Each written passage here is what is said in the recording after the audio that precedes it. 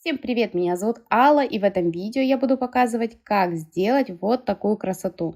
Долго я тянуть не буду, но хочу сразу сказать, что это не брошь. Какое будет изделие, смотрите видео до конца, все будет подробно. Я подготовила фетр и нарисовала круг. Он может быть абсолютно любого размера. Подготовила основу.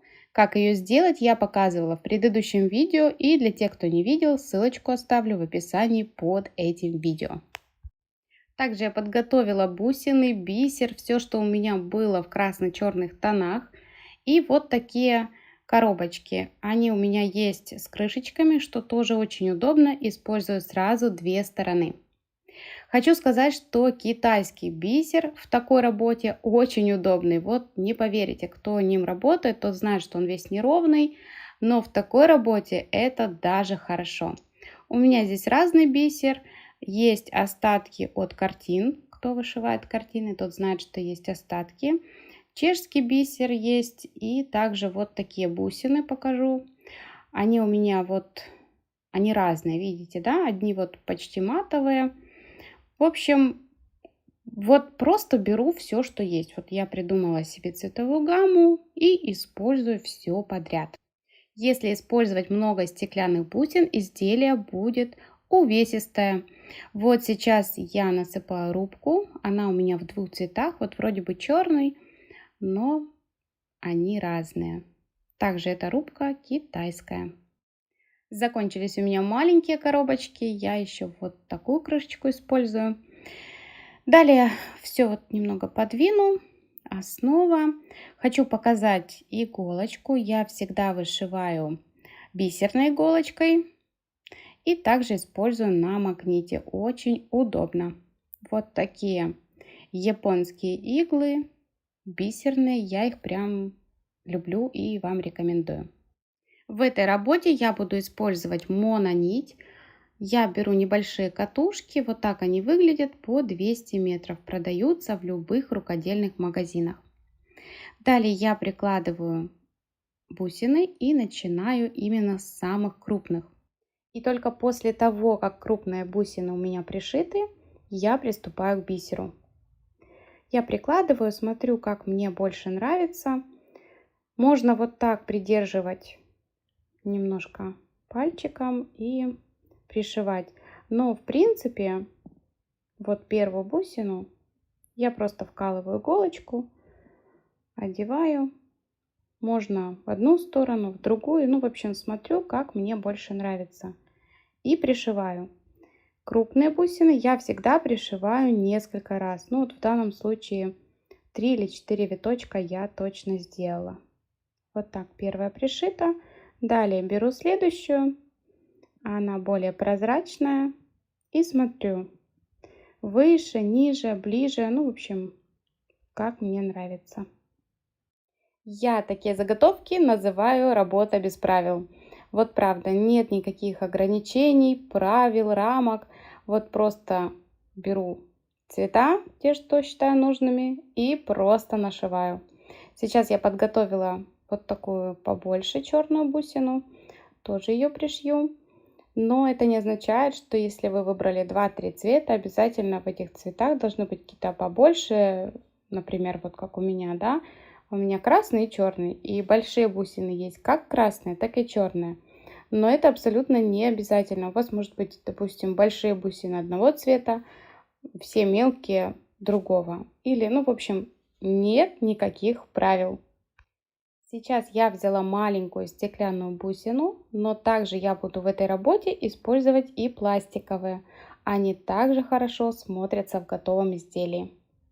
А пока я делаю расшивку, я хочу пригласить вас подписаться на мой канал, если вы еще не подписаны, поставить колокольчик, чтобы получать все уведомления о новых видео, а также, если вам нравится это видео, поставьте лайк. Задавать вопросы можно в комментариях, но если у вас какой-то срочный вопрос, который требует быстрого ответа, лучше писать мне в Инстаграм. Ссылка на мой Инстаграм есть также в описании под этим видео. И, кстати, если в Инстаграме вы меня отмечаете на свои публикации, если вы сделали изделие по моему мастер-классу, я всегда сделаю репост в сторис и сохраню его в актуальные. конечно же, с отметкой на вас. Ну а на экране вы уже видите, что я приступила к расшивке бисером. Нашиваю я хаотично, то есть я не зашиваю какую-то одну сторону, затем вторую, нет, это все хаотично.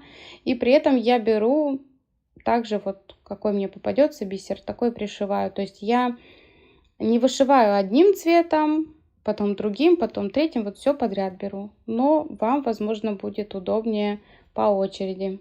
Это уж каждому свое.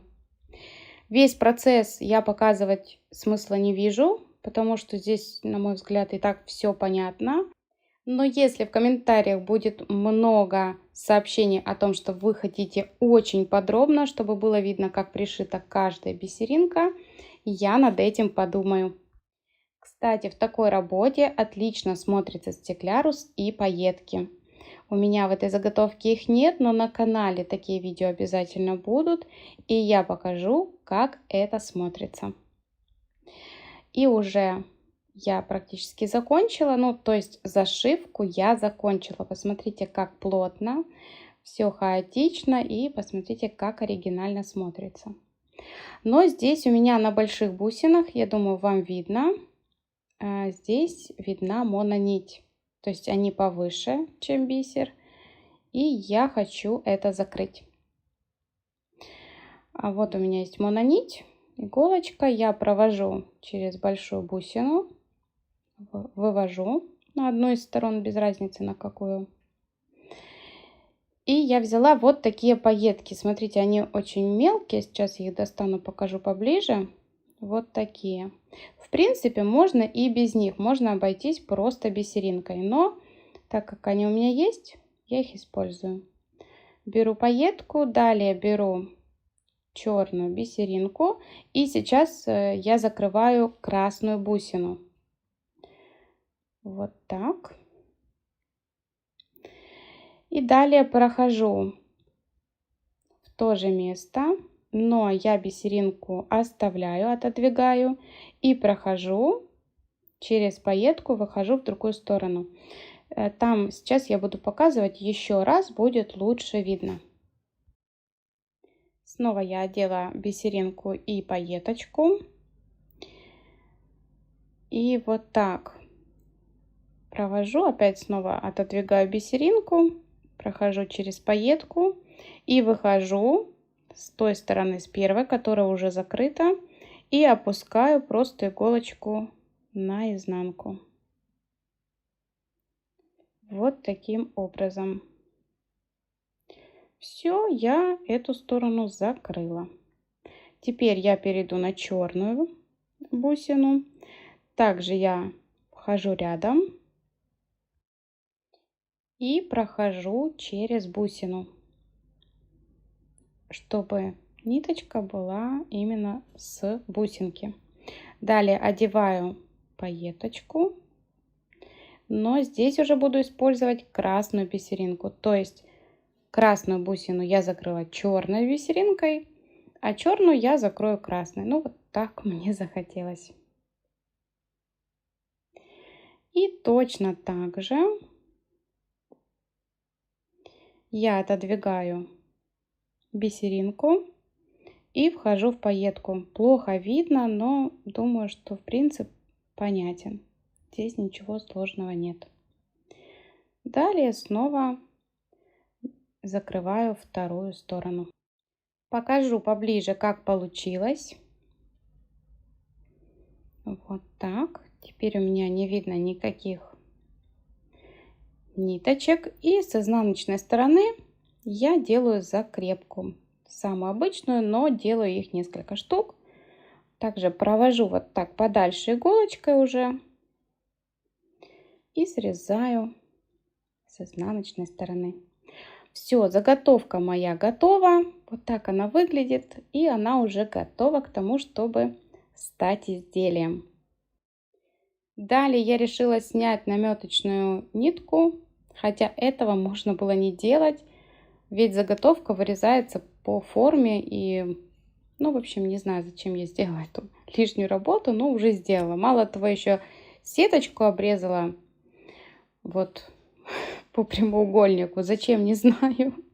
Ну и все равно потом вот так срезаю, оставляю запас, но это пока он также потом срежется. Беру пластик. У меня это обычная канцелярская папка, но она достаточно плотная. У меня вот такой шаблончик, он по размеру изначального круга. И вот так обвожу. Можно с одной, можно с другой стороны. Я просто показываю, что и там обычным карандашом мне все видно. Далее вырезаю ножницами и еще срезаю буквально миллиметр. То есть этот круг из пластика должен быть чуть меньше. Второй кружочек я равняю по первому. Вот так накладываю и просто срезаю лишнее. Далее срезаю лишнее на заготовке. Здесь, конечно, крайне аккуратно. Нужно оставить буквально 1 миллиметр. И сделать это так, чтобы ни в коем случае не повредить мононить. Вот так. Примеряю, все хорошо. И беру клей. Клей использую Момент, гель прозрачный. Какой стороной приклеить пластиковый шаблон, вообще без разницы. Проклеиваю шаблон. Мне так удобнее. Можно и на заготовку клей нанести. Так как заготовка больше, будьте аккуратны. Мне проще на шаблон. И вот так беру, накладываю и пальчиками вот так хорошо прижимаю. Нужно дать какое-то время ему немножко подсохнуть, но это буквально 5 минут. А пока я занимаюсь обратной стороной. Вот такая искусственная кожа, она матовая и она на трикотажной основе. Видно, да?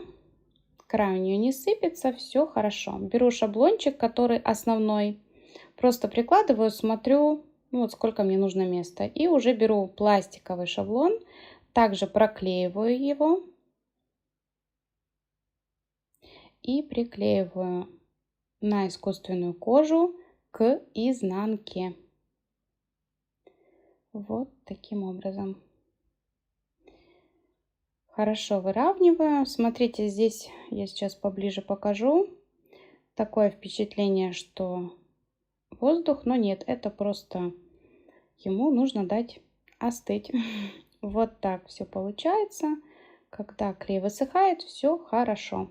Теперь я беру клей и склеиваю эти два шаблончика между собой. Наношу клей только на один. Наклеиваю.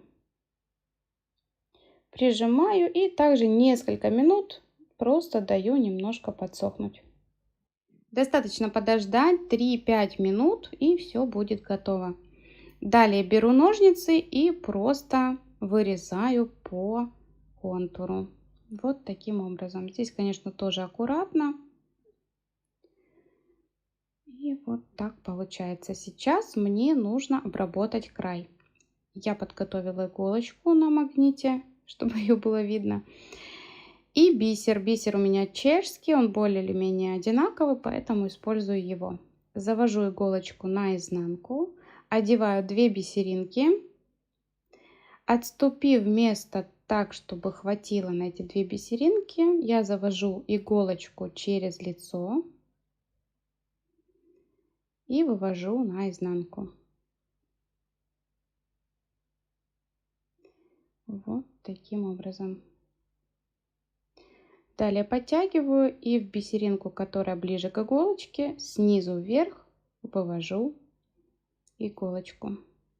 Далее одеваю одну бисеринку, рядышком вкалываю, опять же с лица на изнанку. И в эту же бисеринку снизу вверх провожу иголочку. Вот так у меня получается.